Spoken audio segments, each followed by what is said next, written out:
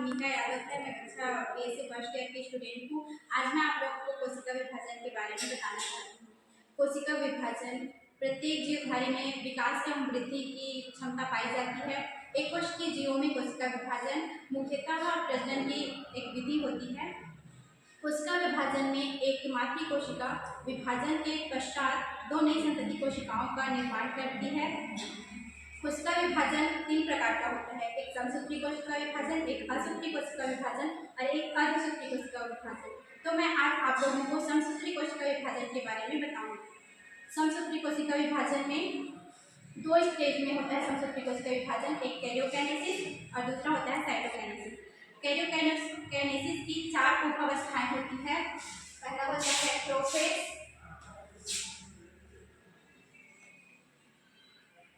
दूसरा होता है मेटाफेज,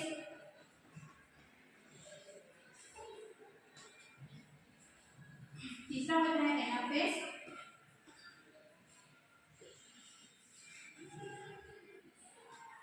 और चौथा होता है टेलोफेज।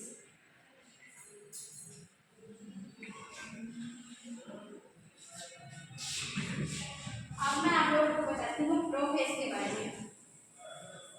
प्रोफेज में जो क्रोमेटिन जाल है वो स्पष्ट एवं मोटे दिखाई देते हैं। कोशिका आकार में बड़ी हो जाती है। इसमें कोशिका द्रव्य भी अधिक मात्रा में होता है। ये कोशिका विभाजन के लिए पूर्ण रूप से तैयार होता है।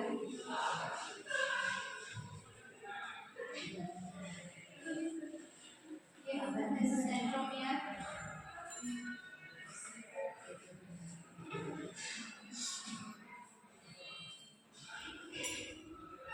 क्रोमेटिन नेज,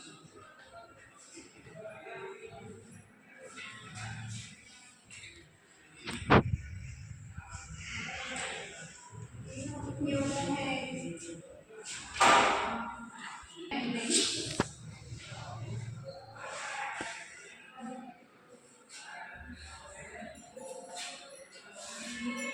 इसके बाद आता है इसका दूसरी अवस्था मेटाफेज।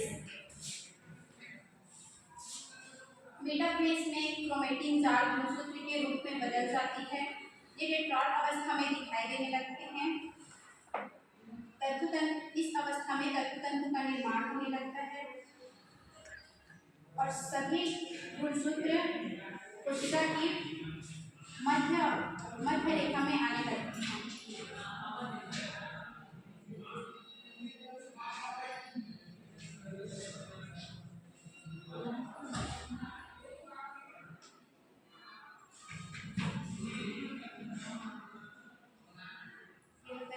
फाइबर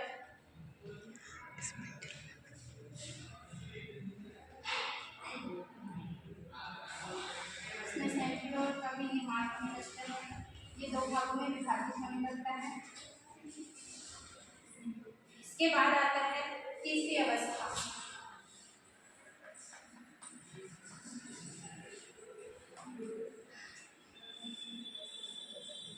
अब आता है एनाफेज।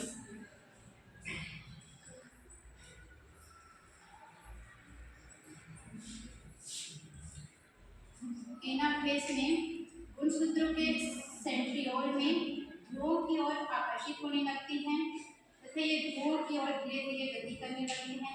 इस स्थिति में इनका आकार यू वी एल आकार का होता है।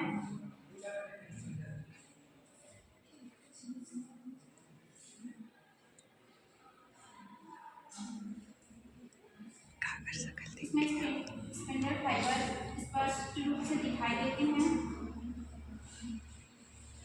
सेंट्रियोल दो भागों में विभाजित हो जाता है। अब इसके बाद आता है टेलोफेज। अवस्था होती है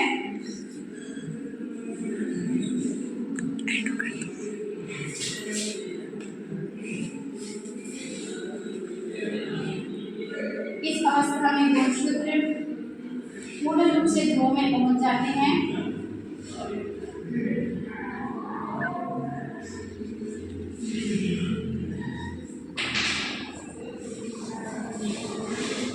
स्पिंडल फाइबर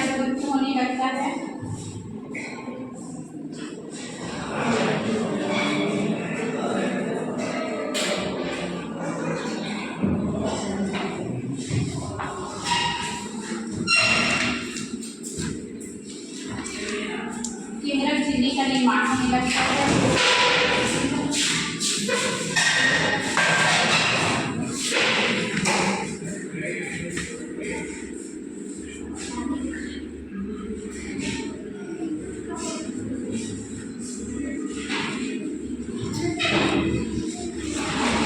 जो है वो पुनः हम क्रोमेटिन 4 के रूप बनने लगते हैं। इसमें नई केमिकल भी बन जाती है।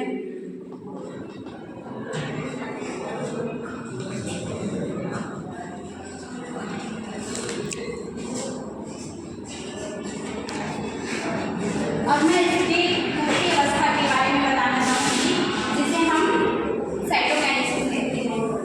साइटोकाइनेसिस में कोशिका द्रव्य का विभाजन होता है। साइटोकाइनेसिस अवस्था कोशिका की चारों उप अवस्थाओं के बाद आती है।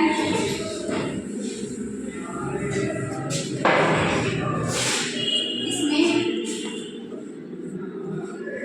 कोशिका में एक खांच का निर्माण